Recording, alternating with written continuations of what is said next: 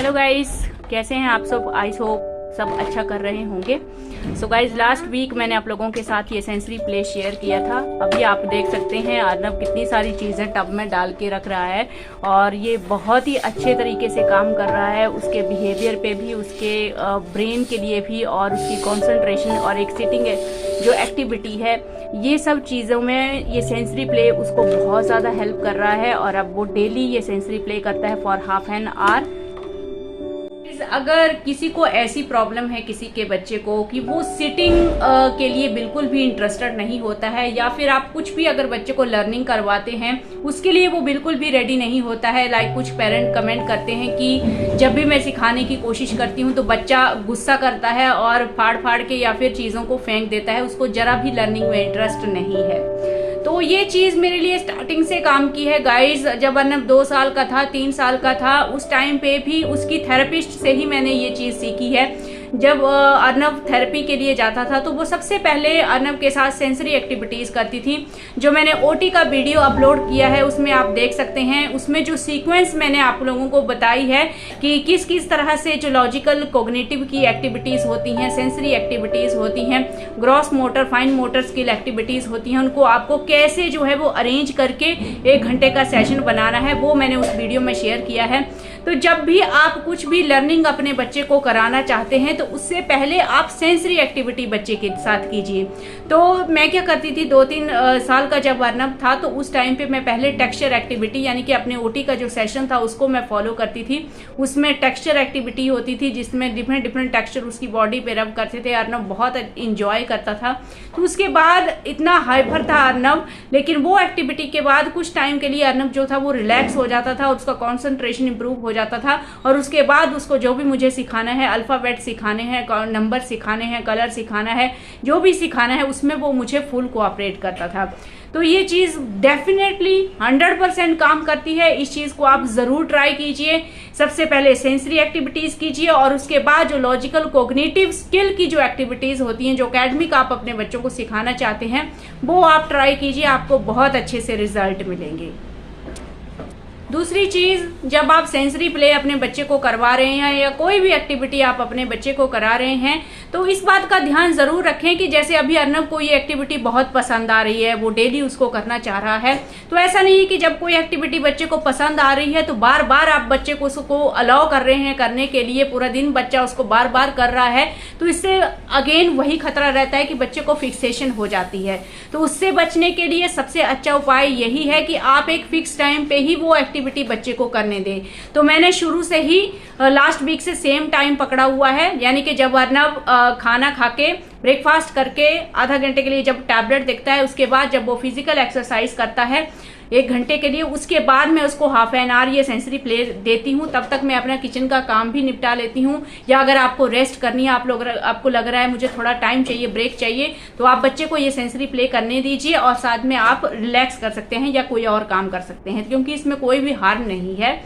तो ये चीज़ का आप लोगों को ध्यान रखना है। जब आप रूटीन में चीज़ें करते हैं, जो भी बच्चे को आपको लग रहा है कोई नई एक्टिविटी बच्चे को पसंद आ रही है, तो फिक्स टाइम पे ही उसे करने दें। टाइम का ध्यान रखें। हाफ एन आवर के बाद मैं उसको उठा दूंगी। अर्नब चलो अब सूखने डाल दो, उठा दो, टब उठा दो। वो देखिए वो उठ गया है और अभी वो टब को नीचे, टब नीचे रख दो, मैं उठा दूंगी। और अब गाड़ियां बीच में से जो भी सामान है उसको वो सूखने डाल देगा दोबारा से। कल फिर से इसी टब में वहीं से उठा के वो डालता है। तो इससे क्या होता है, बच्चा इरिटेट नहीं होगा कि मुझे और खेलना है और खेलना है। उसको पता है मेरा टाइमिंग क्या है। जैसे ही फिजिकल एक्सरसाइज उसकी खत्म होती है वो बोलता है मुझे कि अभी मुझे टब चाहिए पानी भर के। तो और उसके बाद जब मैं उसको बोलूंगी कि अभी उठ जाओ, तो वो देखिए वो एक एक करके पीछे, आपके पीछे देखिए वो सूखने डाल रहा है चीज़ों को। तो इस तरह से जब आप रूटीन में काम करते हैं, फिक्स टाइम के लिए काम करते हैं, तो बच्चे बिल्कुल भी जिद नहीं करते हैं। ये एक्टिविटी क्या, कोई भी एक्टिविटी हो, इसलिए आपको बार बार बोला जा रहा है कि हर चीज को रूटीन में कीजिए। उसको पता है कि इसके बाद मेरा क्या टाइम है। और अभी मैं उसको एकेडमिक पढ़ाने के लिए लेके जा रही हूँ कमरे में। तो वो अभी फुल कंसंट्रेशन के साथ वहां बैठेगा, बिल्कुल खुश है, रिलैक्स हो चुका है कि उसको वो प्ले करने के लिए मिला। तो इन चीजों का छोटी छोटी चीजें लेकिन बहुत ज्यादा बेनिफिट है। स्ट्रेस, एंग्जाइटी, एग्रेशन, ये सब चीजें बहुत अच्छी तरीके से हैंडल होती हैं। Believe me guys, Arnav 11 years old है और इस एज में आपको पता है एग्रेशन, स्ट्रेस, एंग्जाइटी जैसी चीजें जो है वो ऑटिस्टिक बच्चों पे कितनी ज्यादा हावी होने लगती हैं। पेरेंट्स के लिए कितना चैलेंजिंग हो जाता है उनका बिहेवियर। तो ये छोटी छोटी चीजें हैं, इन चीजों का ध्यान रखिए। और बड़ी एज में आपको ये चीज रूटीन सबसे ज्यादा बेनिफिट करेगी।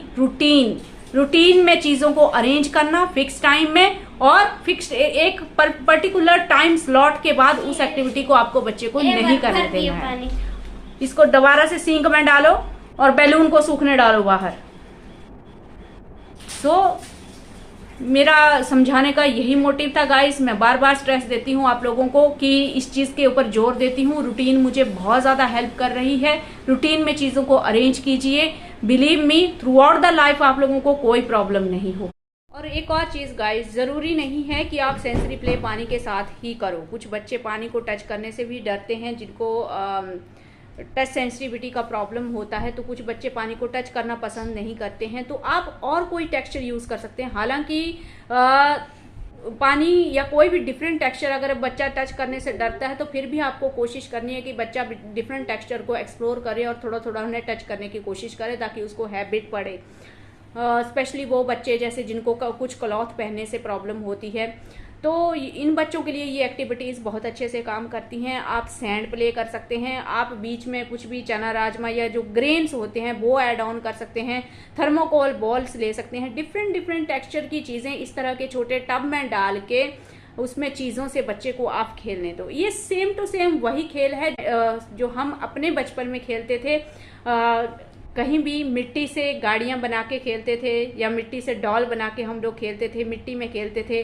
बरसात के दिनों में हम लोग अपने घरों के एरियाज में जो छोटे छोटे नाले होते थे, पडल्स होते थे, उनमें खेलते थे। सेम टू सेम ये चीज़ें वही हैं, लेकिन आजकल के इस जमाने में हमारे बच्चों को वो चीज़ें खेलने में जो है वो उनको वो मौका मिल ही नहीं पा रहा है। वही चीज़ें, वही माहौल हम लोग घर में क्रिएट कर रहे हैं, और ये चीज़ें जो हैं वो डेफिनेटली ऑटिस्टिक बच्चों के लिए बहुत काम करती हैं। गाइस, मुझे सबसे ज़्यादा खुशी इस चीज़ की हो रही है, रिसेंटली अर्नव का बिहेवियर भी थोड़ा चेंज होने लगा था। चेंज मीन्स उसे थोड़ा सा एग्रेसिव और इरिटेटिंग सा नेचर उसका आने लगा था। मे बी वो अभी टीनेज स्टार्ट होने वाली है, तो हो सकता है वो भी हार्मोनल चेंजेस भी हो सकते हैं। अभी समर वेकेशन उसका चल रहा है तो भी वो चेंज है, क्योंकि स्कूल उसको जाने को नहीं मिल रहा है अभी, तो मे बी उसकी वजह से ही हो। तो समटाइम्स मुझे डर लगने लगता है कि अब कहीं ये शुरुआत तो नहीं होने लगी कि अब वो वायलेंट बिहेवियर में चेंज होने लगेगा धीरे धीरे। तो मैं इन चीज़ों को बहुत बारीकी से ऑब्जर्व करती हूँ और इमीडिएटली इनका सोल्यूशन ढूंढने की कोशिश करती हूँ। देन मुझे ये चीज़ माइंड में आई कि क्यों ना मैं उसे सेंसरी प्ले करवाऊँ, सो दैट कि वो रिलैक्स हो जाए। और 5-7 दिनों से वो इतना रिलैक्स हो चुका है, आप पूछिए मत। इमीडिएट मुझे वो रिजल्ट मिले, और इसीलिए डेफिनेटली मैं बार बार इसको शेयर करके आप लोगों को बता रही हूँ कि आप भी ट्राई कीजिए। अगर बच्चा बहुत ज़्यादा हाइपर हो रहा है, स्ट्रेस में है, एंग्जाइटी में है, एग्रेशन में है, सेंसरी प्ले ज़रूर ज़रूर ज़रूर बेनिफिट करेगा। सो इस वीडियो को हम यहीं पे एंड करेंगे। मिलते हैं नेक्स्ट वीडियो में। इसी तरह से मैं डेली लाइफ में अपने छोटे छोटे एक्सपीरियंस आप लोगों के साथ शेयर करती रहूंगी। कैसे मैं अपने बच्चे के छोटे छोटे जो बिहेवियर चेंजेस उसमें आने लगते हैं उनको शुरू में ही हूँ कैसे कंट्रोल करती हूँ, ये सब मैं आप लोगों के साथ शॉर्ट वीडियो में धीरे धीरे शेयर करती जाऊंगी। ज़रूर इन टिप्स को आप अपनाइए गाइस, ज़रूर हेल्पफुल होंगे आपके लिए।